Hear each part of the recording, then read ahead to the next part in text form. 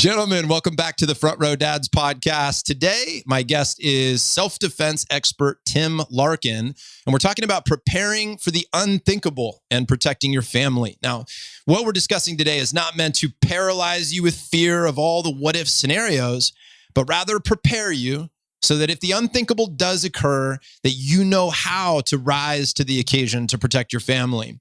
I'll get into his official bio here in just a few minutes, but before we do, I've got some exciting things to be able to tell you. And the most exciting perhaps, is that we just went live with our website for the Front Row Dad live event happening December 2nd through the 4th here in Austin, Texas, right in my backyard. I am thrilled to bring this event to life. We've been talking about it for years. We've had these retreats where there are usually 40 to 50 people, and we sell out every time. We've been doing this since 2016. Every event has sold out.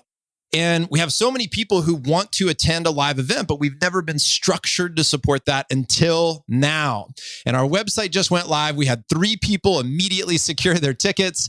And guys, it's December 2nd through the 4th in Austin, Texas. You can see all the details at frontrowdads.com/live, or you can just go to frontrowdads.com and you'll see the information right there on the homepage of the website. But at this event, we are taking a deep dive into the 6 pillars that we focus on here at Front Row Dads. So of course, intentional parenting, thriving marriage. And we're also covering subjects like business evolution. How do you scale your business so that you own your business, but your business doesn't own you? Wealth and legacy. How do you get your money working for you so you have more time for your families? And how do you handle wealth within your family? Talking about vibrant health and emotional intelligence and so much more. We've got speakers like Hal Elrod, who is the author of The Miracle Morning. We have Justin Donald, author of The Lifestyle Investor. We have Preston Smiles, and Preston here lives locally in Austin. He is an amazing human if you don't know who Preston is yet. But one of the most impressive things is he has 4 children under the age of 5 years old. You're going to hear how he's doing all this. He lives an incredible life. He's got a beautiful relationship with his wife. These kids are incredible, and he's got this thriving business. How does he do it all?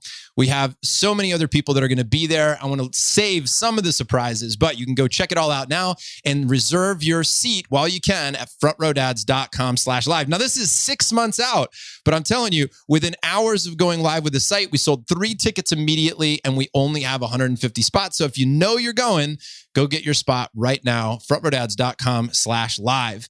Now, if you're looking for more immediate support, we have coming up on July 21st, our live summit. Now, this is an online event. We do 6 of these a year, only 6 a year, and each one of them focuses on one of our pillars. And this one is about parenting.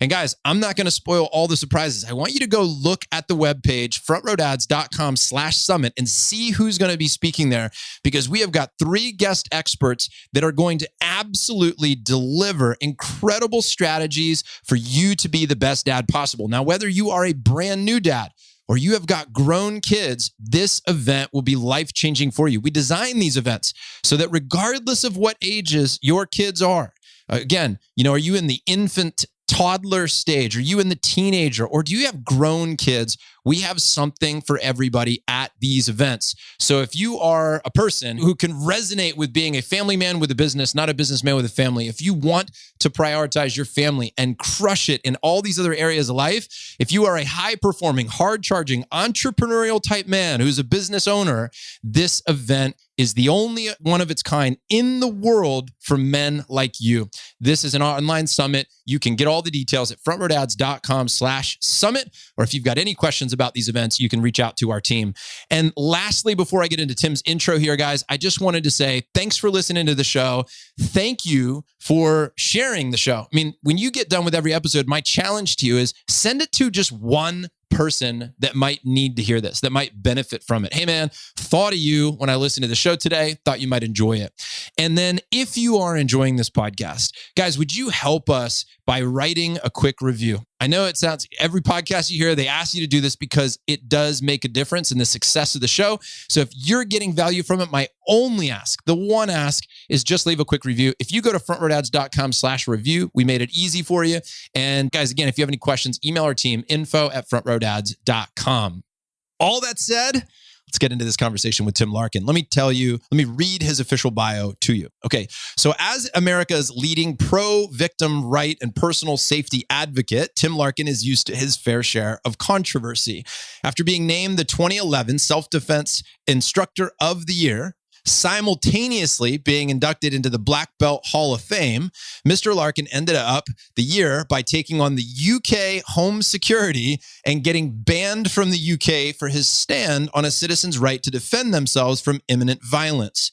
Currently, Mr. Larkin is appealing that decision from the UK government, and his speaking engagements have never been more pointed and engaging as violent crime rises and economic weaknesses cause severe cutbacks in police forces throughout the Western world. A former military intelligence officer, Larkin was part of a beta group that redesigned how special operations personnel trained for close combat. He has a 25-year career where he has trained people in 52 countries in how to deal with imminent violence. Over 10,000 clients are trained in his target-focused training system, from military special operations units to special law enforcement teams, celebrities, high-profile business leaders, on really how to use physics and physiology to injure a human who's trying to attack you. And we get into all this. And again, I realize some of this you could feel in your body, maybe triggering to you. But I tell you, when you listen to him explain all this, you are going to be glad you heard this episode. His system, TFT, is the original reality-based fighting system. He has numerous magazine covers and articles in the martial arts and self-defense industries. And he is very controversial, again, as being a pro-victim advocate. That is his position on self-protection. He's highly sought after in his speaking world, and he is a media go-to guy when it comes to these topics of self-defense and victims' rights. And I'm so grateful that we had this conversation with him. And we had two conversations. In fact, it was so big, I'm releasing a bonus episode. This show drops on a Wednesday. The bonus episode will drop on a Friday. And I just was enjoying this conversation so much, and I had so many questions. And I realized how much I was not prepared. And there were so many questions I asked him that his answers were not what I was expecting him to say. The stories, he's a father. He has a story about a time that he was approached by somebody and how he navigated the situation with his son in the car. And it would just really, really got me thinking. My view on defending my family absolutely changed after listening to this episode. Guys, if you enjoyed this episode, again, please leave a review. Please share it with somebody. And please listen to this episode all the way through so that you can be the best prepared for your family, regardless of whatever circumstance or situation you might find yourself in. Once you listen to the show, guys, let me know what you think. Again, if you want to email our team, just give us some feedback or tell us who you want to hear in the future too. info@frontrowdads.com. Take care, fellas. Enjoy the show with Tim Larkin.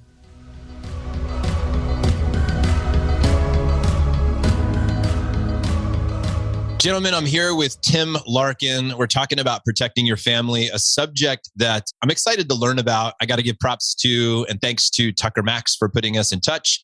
Tim, welcome to the Front Row Dads podcast, man. Hey, thanks so much for having me, John. So you're in Vegas. Yes. How's Vegas doing right now?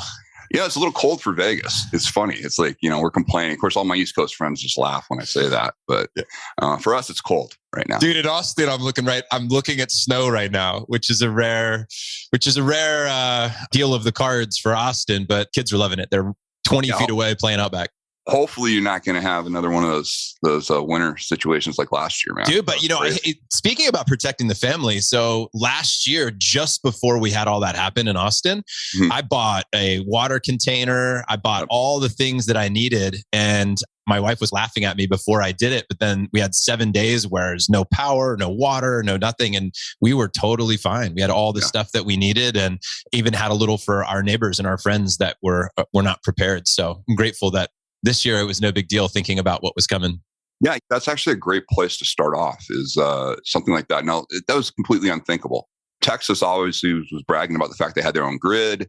They're on. And so, of course, people were lulled into a sense of security. And what's so interesting about what's happened in the last 2 years is the fact that all this unthinkable stuff that you thought only these crazy extreme preppers were focusing on, people now who never had a thought about preparation or anything like that, they're all doing it.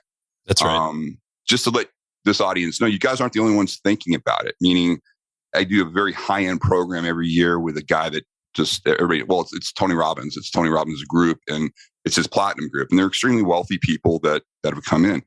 Every time I do it, they have me teaching the self-protection side of things.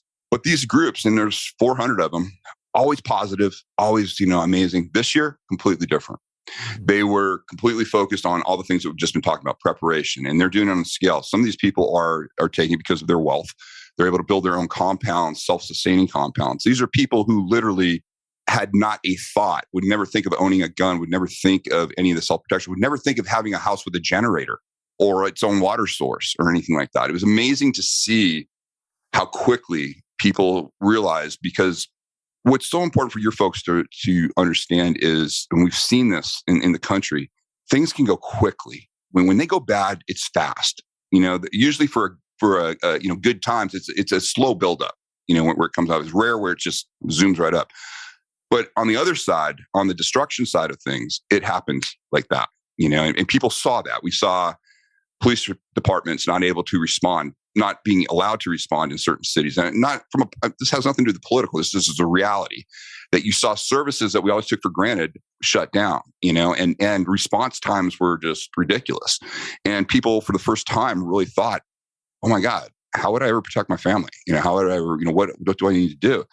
And unfortunately, a lot of the protection stuff does come around the extreme stuff, because people love it, especially with social media. They love to see the extreme spec ops trainers. And a lot of them are my friends. They're great guys and everything.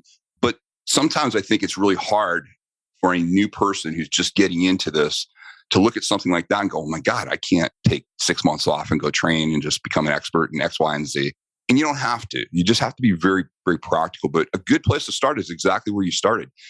Before you even think about your physical, security and self-protection, which is key, do you have basic stuff? Do you have your fire extinguishers? Do you have your basic, medical equipment? Are you able to provide first aid? Have you ever had any first aid training? It can be absolutely critical. Even if you live in the nicest suburbs that you're at, sometimes being your own first responder for a child that has just broken a leg or has, some severe thing, if you can render aid right off the bat, quality aid. Now, you don't have to be a trained doctor, but you don't have some of those basic skills, you won't understand how valuable they are until you need them. And that's what I try to do with my clients. Unfortunately, 70% of people come to me after something's already happened. And then they're all ears, and then I can't undo whatever brought them there, whatever event brought them there. And so it's always great. And I'm hoping the majority of your folks are people that are in that 30% category of my clients that, hey, they're being proactive, they're interested, and they're willing to explore some uncomfortable subjects. Yeah. And so that's kind of what this is about. Protection isn't always about using force and being aggressive and being the alpha male and being, a John Wick type or anything like that. Do I think it has its place for that type of training? Absolutely. It's my main business. So yes, there's a place for that. But being a dad is a very different skill set. As you and I were talking before, I have a 26-year-old son. And then with my wife now, we have a 11-year-old boy, and I have twin daughters that are 8. And that is a game changer. And you also realize, I'm a highly competent in what I do. Truly am a master close combat instructor. I've been doing it all over the world. 52 different countries that I've trained every unit you can think of. I've done all that stuff. I will tell you, I've been in some pretty hairy situations. I never feel more exposed than I'm with my 2 little girls just going around. You realize there's a whole other part of you that if it's just you, you're fine. But when you've got that responsibility, it really, your awareness, everything goes through the roof. So I empathize with new dads and trying to figure out how to balance everything. And it's great to have this conversation. Now, I know that there's all different types of people listening to this. Some who are never thought about the checklist of what does it mean to protect my family. Let me go through all the different ways that I'm exposed and how I might address each of those. There are some guys who've dabbled in it. They read a book, they listened to a podcast, they bought a gun, but don't know how to use it, or they got a water tank, but it's not enough. They have some level of experience of serving, protecting, providing for their family. And then there might be guys that have traveled down this road quite far. And especially somebody being in your place where you study this, you talk about it, you're constantly engaged in the conversation. Let me start with your personal experience, though. What does your checklist look like right now, Tim, as a guy who's in this space, well-educated, of protecting his family, right? Mm-hmm. How do you know you're protected? What are the real threats that you actually keep conscious of? Because it's not just, as I'm sure you believe this. I don't even know. I've never asked you this, but I believe that you're the guy who's like, you can't just practice MMA 10 years ago and think that you're going to be able to whip it out, or practice defending yourself against a knife, attack. And then 10 years later, just whip it out without any type of like practicing these techniques, or holding, retuning your checklist, retuning your plan, re-educating yourself. So what does your checklist look like right now? How do you go to bed at night, sleep well, knowing that you can protect your family? It's the idea of thinking about the unthinkable when you're calm, when you're there, and you really just look at it. My goal with every client is the same that it is for me, is I want to create rings of protection around my family that we never have to get to the hands-on. We never have to get to the violent portion of things. So there's a couple of things that are just really easy things. I'll give an example. Here in Vegas, we have a very nice part of Henderson, which is another city right next to Vegas. And it's in Seven Hills. It's beautiful. This was a 3-gated community. So that's security that came in. A judge lived there, and he and his wife had a home invasion. And they went through the house, and they thought this guy had more gold and money in a safe than he did. It was just false information. But they beat the man within an inch of his life, and terrorized his wife. Horrible experience, a lot of damage, a lot of psychological damage, recovery, and the physical damage. What was of interest to us? What was interesting was when they caught the crew that was doing these home invasions, they looked at a map that they had up in the apartment where they were staging everything. And it was his neighborhood. It was his street, this judge's street. Big X's through a lot of houses that all came through. What do you think the X signified? Ones they'd already hit? Nope. Ones they were targeting? Nope. Ones that they weren't going to target? Why weren't they going to target it? Because they had something, an alarm system, a dog. Dog. Dog. Now, the reason I'm saying that is, here's a simple thing. It's not like if you talk to... shit, Tim, I'm not going to let my wife listen to this show now. I know. And I'm not talking like an attack dog. I'm not talking like, I got a freaking I used to have really cool dogs, but my daughters now have a Pomeranian and I got a golden doodle. Okay. Cool's all relative, man. Cool's all relative. But the thing is, it's not about like these houses that were X'd out was just because they had a dog, because a dog it's a wild card that cannot be controlled by criminals. Yeah. And it's there. And they go, why? They're always looking for the easiest situation. They're not looking for a challenge. And so if you just do little things like I tell people all the time, I go, just having a dog is such a deterrent, because anybody trying to break in your house, your dog will alert you and give you that extra 30 seconds to respond. So that's just an easy start. Now, whether you like a dog or not, that's irrelevant. It's just, I'm just giving you a fact. Totally. That's there. And that was what was interesting, was they had X'd out every house that had a dog. And this judge obviously didn't have dogs. And that's why they felt, he was a good target. So the other assumption is that I think you just have to do the basics. Like, have you put in the basics of a security system? Do you use it? Do you have video on your house? And this is not being extreme. I'm not talking like you have the whole house wired, but just all your entries, all the areas where, people could go, where you can quickly assess if something's wrong, where they are in your house. Because again, yes, you're going to hope the first responders come, you're going to hit the 911, you're going to go, but it is going to take some time to get there. And so you have to think ahead of time. Like my family, we know exactly, with this house we got within the last year, it was a challenge because for the first time, we have a bedroom downstairs where our son is at. Before, everybody was together upstairs on the same floor. And my wife and I had a plan where she collected the kids. I knew exactly where she was going to be. And I knew the house was free to me to go throughout it, with a weapon and just go through and clear it.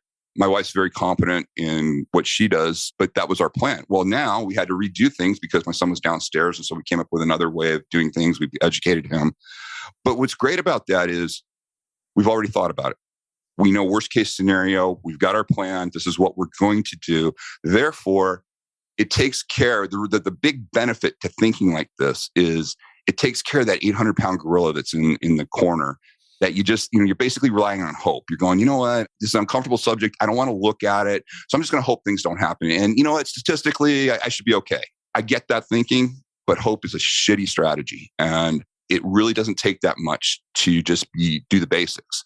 And so all you want to do is you want a criminal to look at the opportunity of your house, of your car, of the way you carry yourself. And they just want to look at you and go, yeah, it's just too much work. Right. I don't want to. It's really just that simple, is you don't want to make yourself an easy target. And that doesn't mean you have to become a super ninja.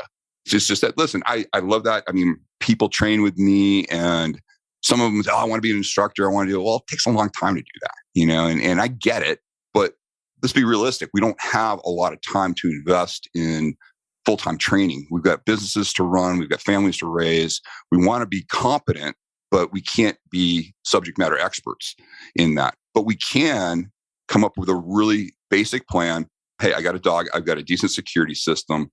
My house is not easy to get into, meaning it's just they know anything they would try to get to, there'd be some sort of an alarm. The neighborhood I live in, I know my neighbors. That's the other thing, talking about that. That's one thing I really like about this group, that some of the discussions you guys are having that Tucker shared with me, is you guys are actually talking about some of these subjects ahead of time, and it doesn't have to be scary. I mean, yes, I teach violence. I teach you how to break the human body so things don't work on it anymore, to save your life and your family's lives. My assumption when you're going to face violence is that you are going to be facing multiple attackers. Those attackers are going to be bigger, faster, and stronger, and they're going to carry weapons.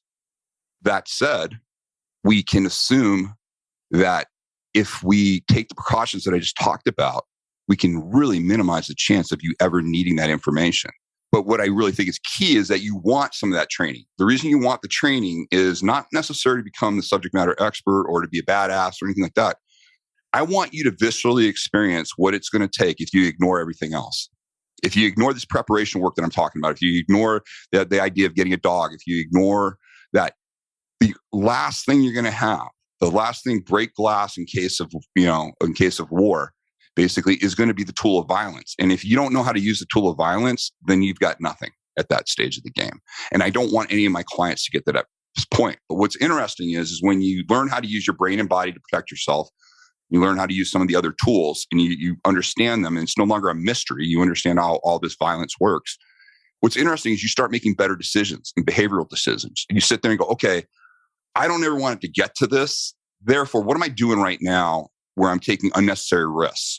I term it sleeping with your head on the railroad track. A lot of us are doing that. A lot of us are taking unnecessary risks. We really don't think it's a big deal because nothing's happened yet. And it's akin to, sleeping every night with your head on a railroad track. Train didn't come last night. Everything must be okay. Well, the train never gives you warning when it comes. And so my goal with my clients is to make sure that we identify all the areas where they're sleeping with their head on that track and just take their head off, and that's really what it's all about. It doesn't have to be this intimidating, and it's hard for dads. It's hard for men because especially when we're older, I imagine most of the guys are probably the youngest guys are in their late 20s, and you got guys probably in their early 50s. It's hard for us as adults to learn something new or something that we're uncomfortable about or something where we think we're stupid. Or even worse with this, there's an assumption that men should already know this stuff. And that's just not true. I grew up on military bases. My dad was in the military. I was in the military. I thought everybody had all this information, coming on. And then you realize back when I was, active, it was 3% of the country served. Now I think it's 1.5% of the country actually serves. So this is not widespread knowledge. We don't have a draft. So a lot of the basics that you would normally get from, say, a military style education, we just don't teach that anymore. And men are not given that kind of that training anymore. In fact, it's actually discouraged in some areas, which I think is highly detrimental. Fellas, I want to take a minute and share something personal with you. A few years ago, at the high point of my professional career, I felt like I was really struggling at home, and I knew I could be doing so much better in my marriage and as a father to my 2 boys.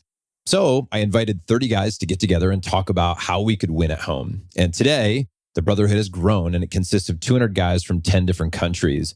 And recently, we decided to define our core values. What made this community so unique? Why was it growing so quickly and with such great guys? And how do we want to show up for each other going forward? What type of people would we want to have join us? And this is what we came up with. Our core value number one is what we call 5 whys. And this is about authentic curiosity. And here's what it reads. We are humble, lifelong learners searching for level 10 success within each of our 6 pillars. We ask big questions and we're vulnerable when big questions are asked of us. No bullshit, no posturing, just a deep willingness to be better. We are grounded in our mission to be family men with businesses, not businessmen with families. We are hungry for wisdom that allows us to connect more deeply. We are conscious of our egos and choose to rise above them. Suspending judgment, we want to see things from a new perspective, aware of our blind spots, facing fears. We see failure as feedback. We choose growth. Value number 2, we call this one lead domino. This is about intentional execution. We take massive action. We believe in deliberate participation with full presence. We show up, step up, and speak up. Our calendars reflect our priorities, making time for what matters most. Decisive, focused. We are conscious and calculated. We make moves that are efficient and effective, creating with confidence, intentional routines and rhythms. We believe in building momentum through healthy habits. Aware of our core values, we apply our true strengths and stay in our zone of genius. We are men of our word. We honor our commitments. No excuses, no time to waste, all in engagement now. And finally, number 3, we call this one rising tide. This is about communal drive. We believe in the power of unified and aligned strengths, creative cooperation and collaboration, team effort. We honor our ethos of engagement to build true connections, respect, trust. We believe in diverse opinions and inclusive conversations, freely sharing our best resources, helping each other win. We are the source. We believe in community challenges that drive healthy competition, legacy and 7G impact, band of brothers. Everyone gives more than they take. We prop each other up through unconditional generosity. Together, we go further, faster. Now listen, guys, if those values resonate with you and you're considering joining the Brotherhood, here's what one of our members has to say about their experience. I just wanted to say that one of the reasons that I'm part of Front Row Dads is that just knowing that I'm part of this group helps me holding myself to a higher standard. I started out today saying that I wanted to get involved and outside my comfort zone, even though the language barrier. And I wanted to just thank all of you for being a safe place to be outside the comfort zone. And also, especially to Josh for holding me accountable when we were on the team now. And one from the team was supposed to share what we've been talking about. He just pointed at me and said, you asked for it. So this one's on you. And I like the fact that I'm being held accountable and being held to a higher standard. That's why I'm here. Look, man, the time is now to pour into your family. No matter how great you are at fatherhood, marriage, or juggling your work and your personal life calendar, we can help you be better. And if you're ready to take the next step, go to frontrowdads.com and click Join the Brotherhood. Tim, I want to talk about this situational awareness piece and putting yourself in with your head on the track, right? You remember listening to a story you were telling about a couple who went to an ATM machine. And you're like, a lot of people want to learn how to defend themselves in case they get attacked at an ATM machine. But the real question is, should they have been at an ATM machine at 11 p.m. to begin with? Yeah. So the first point is not to put yourself in a place where you're going to be subjected to violence, not necessarily how to defend yourself from a rear naked choke, right? Which is a good skill to have also. But if you don't have to defend yourself against a rear naked choke, even better, right? Yeah. And I was thinking about, by the way, I was in Isla Mujeres in Mexico, and this island, and this beautiful little island, and we felt great being there, felt safe. But yet I just stopped with my family at 11 p.m. in our little golf cart in this island in Mexico to get cash. And I remember there was a little voice in my head going, probably isn't a good move. And then I was like, just move fast, just get the cash quickly. But I realized that in doing so, I probably put myself and my family in harm's way more than I needed to, because I had all this faith in humanity, which I'm glad I have. But in hindsight, I wouldn't have done that again. I wouldn't do that again. So can you speak to us a little bit about, and maybe the question I'm asking, Tim, is being aware of maybe the most common places where dads put themselves in harm's way. What are the most common places? Is it road rage? Is it leaving their front door unlocked? I can think of all those things. And I know you've got a story involving road rage as well. I think with one of your children. Mm-hmm. Yeah. So the more, and when I say this, I don't mean you have to be like me. You have to immerse yourself in it and train all the time. But I will tell you this, the more familiar you are with lethal force and understanding violence, the more peaceful your life is going to be. You're going to make better decisions. Now, to answer your question, what does that mean? We, from a situational awareness standpoint, what I'm looking for out of my clients is not that, hey, I hear this all the time from I was at the bar and all of a sudden he started yelling at me. There's nothing I could do. And I had to fight or whatever. I had to do this, right? I had to do that. And what's interesting is they try to tell you, like, I had to do X, Y, or Z. And you sit there and you walk them back and go, okay, just tell me how this happened. When did you go to the bar? Oh, about 7:00. Great. How was it? Oh, it's great. It was, everybody's happy. It was really cool. Pretty good male to female mix. Great. Well, about 9:00. Yeah, I noticed it got a little rougher. People were a little drunker and not as many women were there. Oh, you noticed that? Yeah. Okay. 11:00 is where the incident happened that he's talking about that he just couldn't get out of.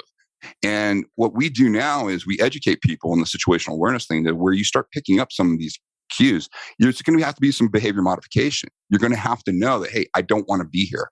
I don't want my family in this situation. And the other thing is predators don't have a look. Predators, they have all sorts of body types, and you'd be surprised by some of the most vicious people, what they actually look like. They're not physically impressive at all, but they have intent to do harm, and they can do it very, very quickly. And that's where some of my clients really have to be careful, because most of my clients are very successful people. They are very successful in their chosen field. They are dominant in their field. They are alphas in their field, and they conduct themselves as such at work or in their career.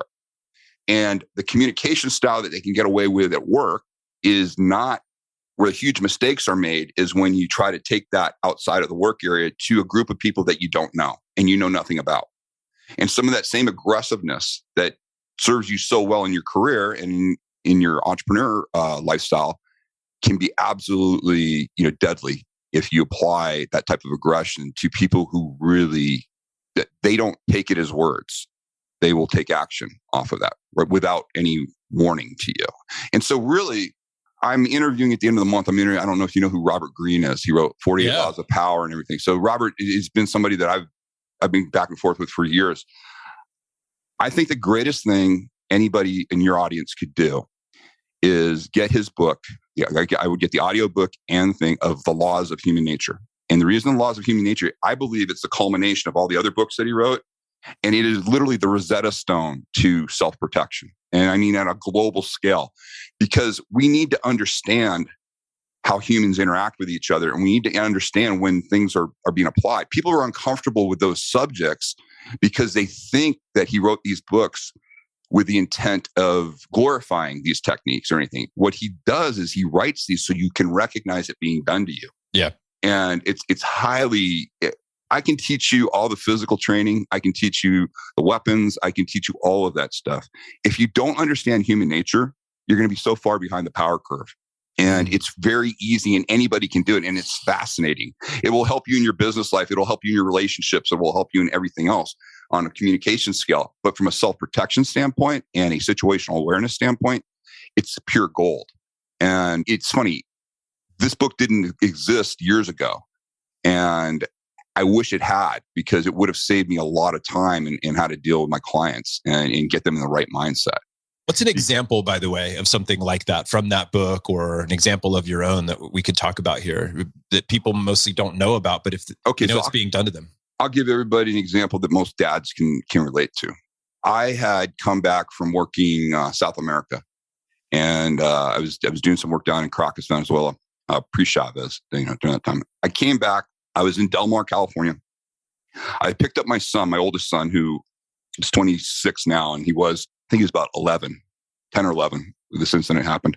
I pick him up. He lived in a nice part of Del Mar, and we're going down a road. All of a sudden, I get a guy come flying down. Like, there's two of us on the road, nobody. Somehow this guy thought I was cutting him off, and he comes by, flies by me, flips me off, and goes down. So, of course, there's a stoplight, and he's there. I pull up, and I don't try to come side to side to him, but he's already already engaging me. He has his thing rolled down. He can see this little boy sitting in the passenger side, and he's yelling at me. And you can see, like, I have some tattoos and stuff. And he was, you got your tattoo. He was just baiting me. He's, kick your ass. I'll do all this other stuff. And I'm sitting there going, hey, sorry, I didn't mean to cut you off. Hope you're having a good day. And, I just didn't take any of the bait. Let him go. So he storms off. He shoots off and leaves it. My son looks at me and he goes, Dad, why didn't you just get out? Because he knows what I do and everything. Why didn't you say you could have taken him? You could have pulled him out. You shouldn't let him talk to you like that. And I said to him at the time, I said, yeah, I get it. I said, but what if he had a gun? I said, I got you. I said, what if I was successful? What if I did do that? I pulled him out of the car. I hit him, boom, and then he bounces his head off the concrete. And I said, now he's dead. Now they're taking him. What's going to happen to you? And he goes, I didn't think about that and stuff. He goes, yeah. I said, listen, whatever was going on had nothing to do with me and had nothing to do with you. I go, that guy was having a bad day and he was looking for a reason.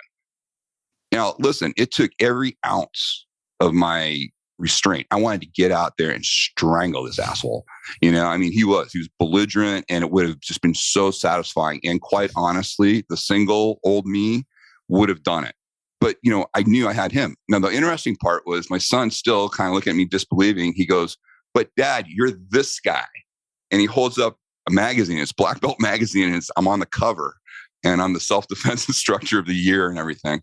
And, he just couldn't understand it. But it was a great opportunity for me to talk to him about violence. And the fact you don't want to flip the coin. You don't want to have the fight. Anybody I know that's really trained in, well in this, wants to do everything they can to avoid ever having to use it. And that's your first real lesson. It's not that you want to engage. You absolutely don't, because what do you know? You know the ramifications. And you also know that as much as I'm very competent at what I do, I feel very capable of my abilities, always have, even in my, now I'm in the 50s and I still feel, I keep in decent shape. I have no illusions. I'm not my 27-year-old self anymore. But the sad fact is, I walk out of my house. If I catch a pipe to the back of the head, I go down just like everybody else. Violence works on me just as well as it works on everybody else. And that to me is the thing that keeps me very sober about this. And so your situational awareness gets enhanced the more you expose yourself to the realities of violence. And because you just don't want to, you want to be very protective of your family.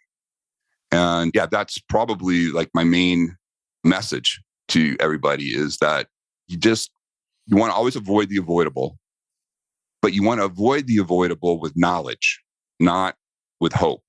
It does not take years and years to get good information. You can really fire hose it. Now, understand, if you come to like a 2-day seminar, it's the equivalent of going to a CPR class. You will come away with a very usable skill set, but very limited. You're not going to become a doctor. You're not going to do anything, but you will be able to save your own life. And your family's life. You'll have that information, and you'll have a behavior modification that'll make a huge difference. Even reading materials, even going to like my YouTube channel and just watching my interviews and all the stuff I cover, it puts it in your mind. And it makes you think about the realities of the fact that yes, we live in this amazing world right now. Technology is incredible. The things we can do is unthinkable. Our cars, that we have. I mean, my son just got a new Tesla, and it's just like, it just blows you away when you see that. But it's my job to remind everybody, because of what I do, that, hey, you still live in a physical world, and there are people that will turn your world upside down like that. And that's what we don't want, especially as men with families. The last thing we want is anything, it's bad enough if it happens to us. Certainly don't want it to enter our kids. And learning to protect them, learning the basics of self-protection is just it's a life skill that everybody should have. Yeah. Tim, thank you for this conversation today, man. I hope people continue to follow your work. Guys, check them out, timlarkin.com, Larkin. The YouTube channel is awesome. I was watching today about the MMA fighters, highly accomplished MMA fighters who got themselves into a really tough spot, why that happened. And it was just what you were speaking about, application of skills and so many variables at play that once you're knowledgeable about, you, I think, enter the world in a much more capable way. Tim, I feel more knowledgeable after today's conversation. I really appreciate that, man, at a very deep level. My family appreciates that. I know there's a lot more for me to learn, so I can't wait to continue this conversation, including, guys, if you're listening to this as it's released, we'll have a part 2 of our conversation dropping in a couple of days here.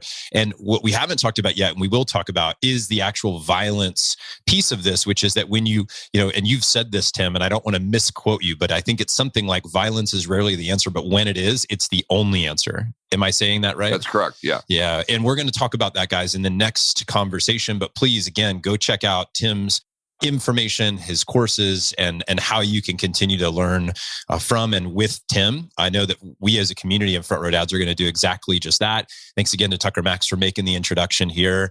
Guys, all of the notes from this conversation, so you can go back and kind of skim through the highlights of this episode, that'll all be over at frontrowdads.com. And Tim, I wish we were doing this conversation in person. I hope we can do that sometime in the future, man. It'd be great to have you and host you in Austin.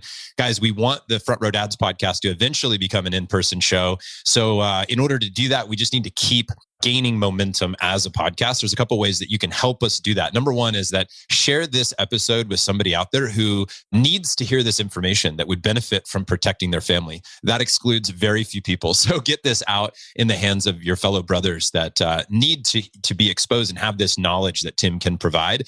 And number two, if you enjoyed this, write a review, frontrowdads.com/review, so that we can continue to move our way up in the ranks. I think we were the number 3 podcast in the dads category, but we'd like to more and more people to find Tim Larkin and the information that we provide. Guys, we'll see you on the second episode. And Tim, thanks again for being here for part 1.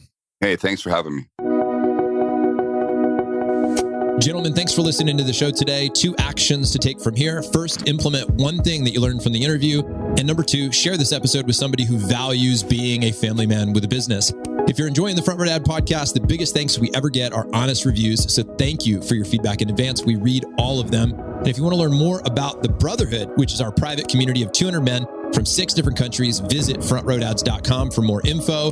If you're wondering what the hell the Brotherhood is all about, I'll leave you with some real feedback from guys who are active members and why they are part of our crew. Thanks again for listening to the show, and I'll catch you on the next episode. You had this passion for wanting to find a way to make you a better parent and a better husband, just better in general. And so you developed this community of like-minded men that aspire to be better and aspire to put family first and business second. And so to me, there's no greater place I'd rather be. People ask me all the time, like, if I could only pick one group, mastermind, organization, whatever, to be part of besides my own, it's always yours. And that's it. And by the way, part of that has to do with you and the leader you are and the way that you treat people and how you show up and the level of preparation that you have and the quality and amount of value that you offer. And then part of it's in the community that's been assembled and these unbelievable like-minded men that show up willing and ready to serve and to give and to share.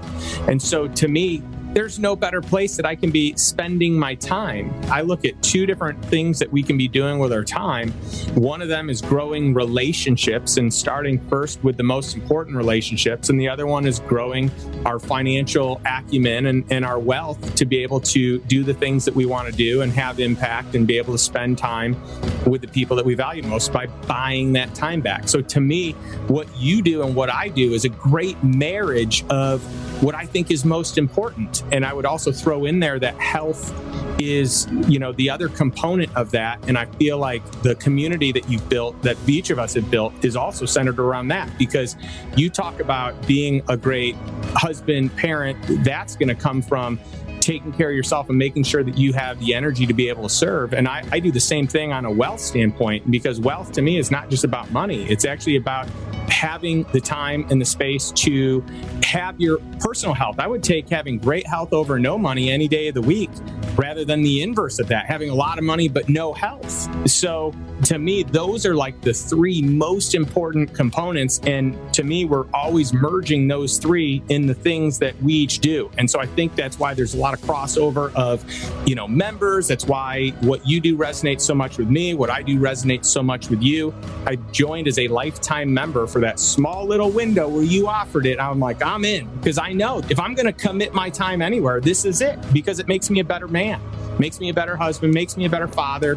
It encourages me to really step up my peer group with other like-minded men so that I can be on mission, on point with other people that will hold me accountable at the highest level. John and I met a year and a half ago with the launch of my first book. And as we were going through the interview, I began to ask him questions about the brotherhood, and it resonated within me that a community of like-minded, like-hearted men that wanted to win, as he was just saying, at business and in life. And I'd reverse that. I wanted to win as a dad, and then I'd also love to be successful in business, because I feel like if I don't get the dad right, who cares what I did in business? That's my legacy. That's what lives beyond me.